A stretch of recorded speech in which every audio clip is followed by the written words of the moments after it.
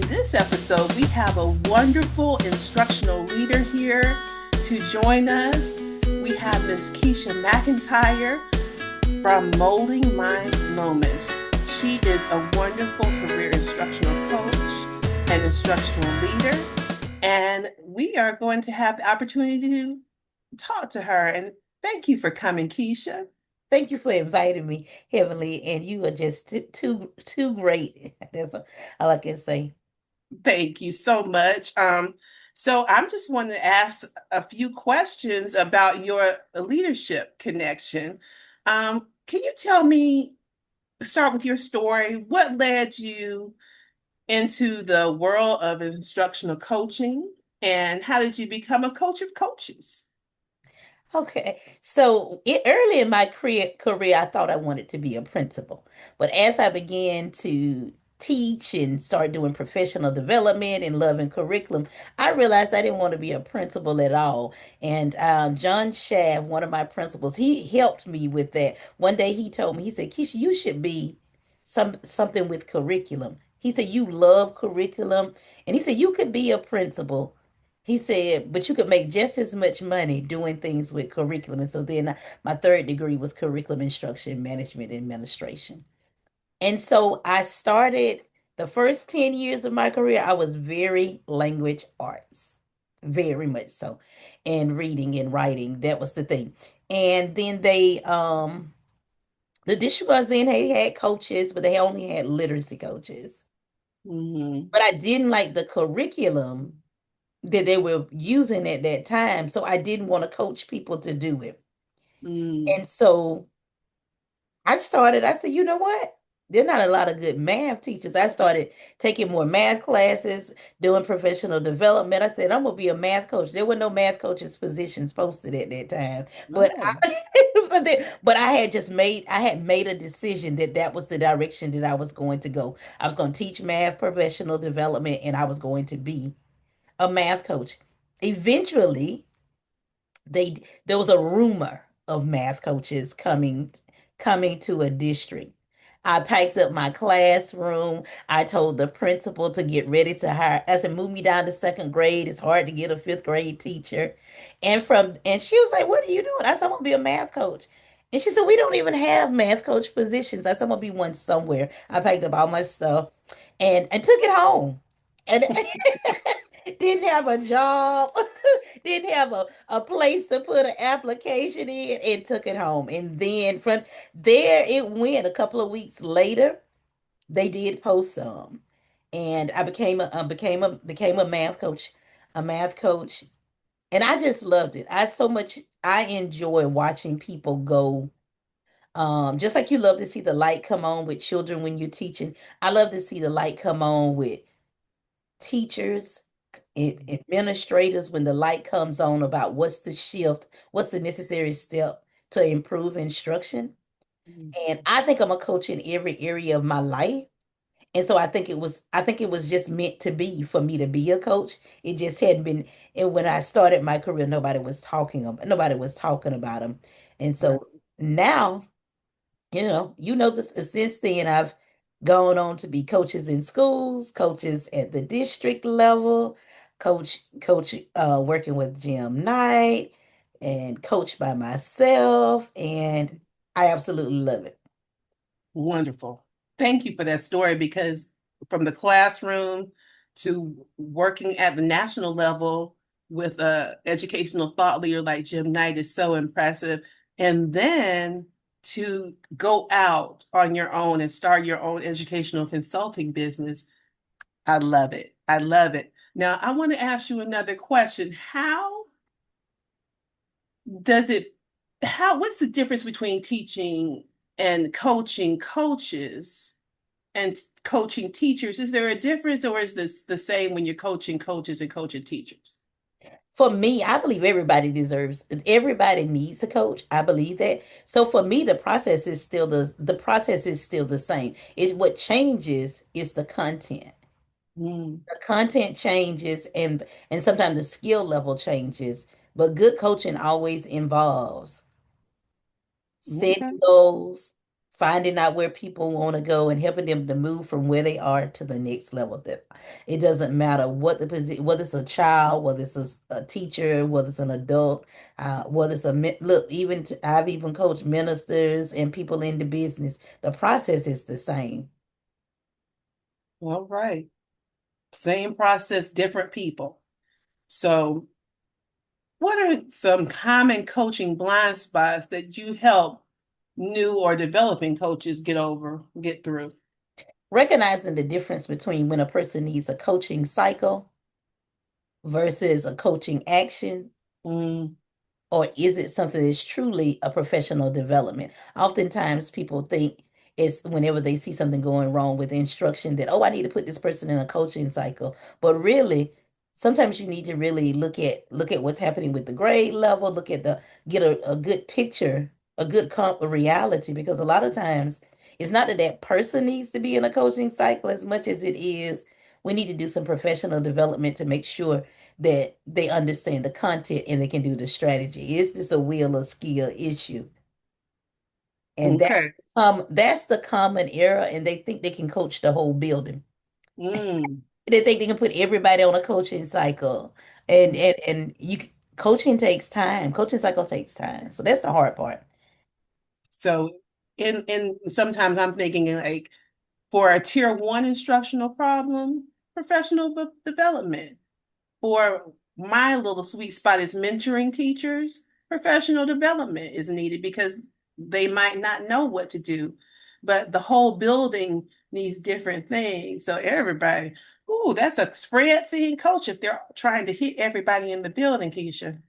It is, and so they oftentimes what happens is the negative of it is people decide that the coach is ineffective, not realizing that they haven't utilized the coach correctly. So one of the things that Mm, I try to when I'm doing one-on-ones with coaches is let's prioritize and let's find out what is a school-wide need so we can address it accordingly. What is a mhm, grade level need so we can attack it from that angle. And then what is that person that needs that individual thing? And that could be you need a coach because you're so great or because you're struggling. Oftentimes that's the huge misconception is that good teachers don't need coaching, but all the millionaires have coaches. All the millionaires, the great actors, the great athletes, the great leaders, the great businessmen, they have coaches. And so in education, just trying to teach people that don't see coaching as a negative thing because coaching is a wonderful thing. But I do think we're in a time when coaching is hot. It's sexy now. You hear people talk about they got a life coach, they got a cooking coach, they got a relationship coach, they got a now you got a speaking coach. People say they got a coach. It's not a secret anymore. mhm. So educators need to just jump on and realize that it's a great thing. Hi, I just wanted to come on and tell you about our next webinar, Success Criteria for Immediate Classroom Impact. So in this next webinar, you will get so many good instructional strategies to use in your classroom. So check out the Eventbrite link, show notes, and sign up for our webinar on January 31st. You'll be glad you did. Thank you. Stay inspired. So educators need to just jump on and realize that it's a great thing to have a coach. I got a coach. I got Right. a coach. And I was watching my favorite little cooking show with the princess, the Duchess of Sussex, Megan, and she always has a great chef on there coaching her. I really didn't like it when I was in the classroom and I became an expert teacher and they left me alone. They say, "Oh, you're doing good." No, I want to go to professional learning. I want to enjoy some coaching. So those are the people you really have to develop, or you'll lose them. I mean, that's a problem with teacher retention, that we don't have something for each person. We should be growing everybody. So I love that you said that. So what in your work?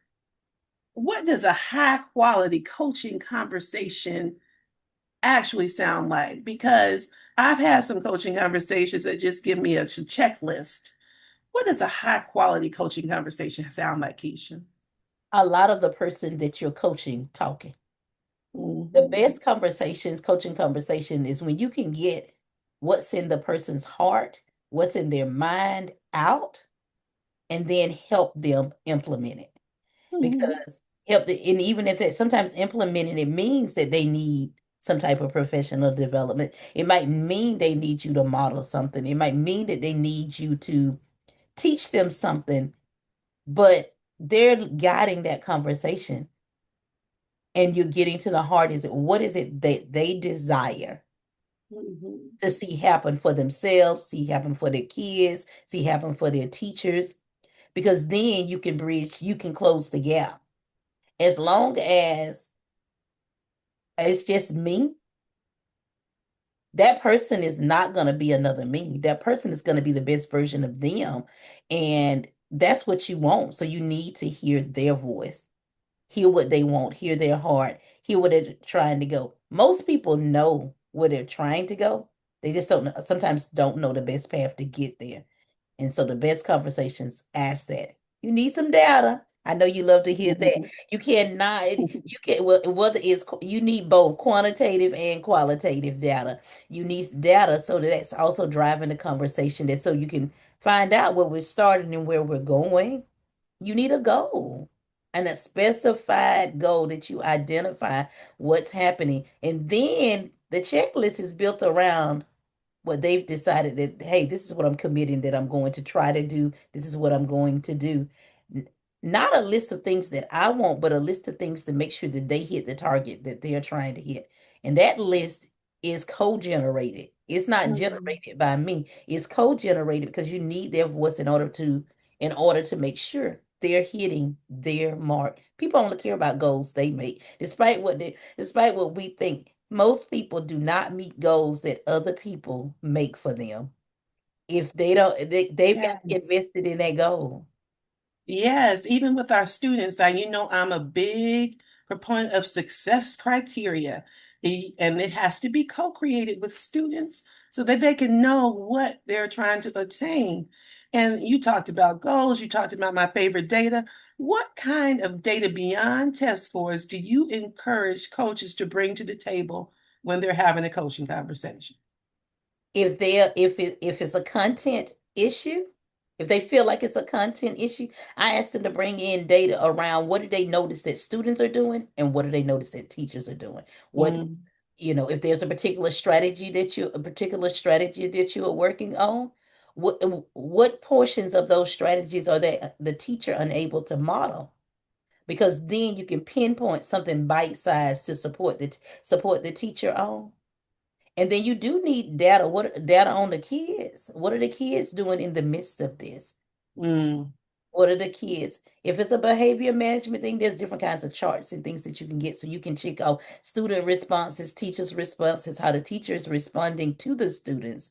Sometimes you go into rooms and it's something as simple as the teacher doesn't realize that the whole time they're doing their presentation, they're standing in between the board and the board and the students, and they don't realize that while they're clicking and they're talking, the student is not able to um internalize that information because they can't even see it in its totality. So sometimes it's some of the simplest things. Sometimes mm, like, when I go in, I have one sheet where I'm drawing it looks like a picture where I'm drawing all the things that I see in a room, mhm, mhm, because most people do not really don't see what they're doing when they're teaching whatever their profession is.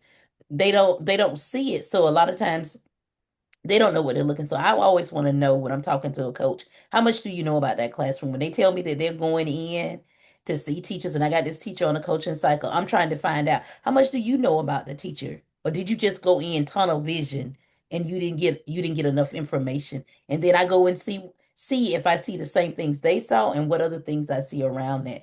And that's always fun for me because I always believe there's more to it, and you have to get mhm. the whole picture in order to move forward. So you need, It's so wonderful when coaches take the time to talk to their person that they're coaching and see what they think their weaknesses and strengths are. That's such an important data point that people forget about. We spend a lot of time walking through the week, but we spend a lot of time talking to the person about their strengths and weaknesses. Without that conversation, you're not gonna get the buy-in that you want. In fact, not you're gonna get a lot of times you'll get resistance when you go in and you have not. I've never met it. I'm gonna be honest. I've never met a person, a teacher, that is unable to identify where they want help, whether Mm. they're an excellent teacher or whether they're average or if they're brand new and they feel like they know. And if you let them have their voice and participate in those conversations and work on what they said. You might, I really believe, there have been times where I've had, oh yeah, I got these 5 things that I need to help them do better. And I go in and the person identifies something else. I go with that something else that they picked first. That other, that other will work its way in, but that thing that's holding them back, that thing that's really bothering them, I go ahead and do that one first. Go Mhm. ahead, honor their desire to fix that first, and then once they feel like they've received success and that you care about them, the person, then you can open something else up to them. I love it. So many gems, so many great things to use as coaches. I thank you for sharing your leadership, your clarity, and your heart with us today in your um, zone of genius of coaching. And I thank all of you for watching the Digital Mentor Teacher podcast. And we'll have more great educators on our podcast very soon. Thank you for coming and stay inspired. Thank you so much, Kevin.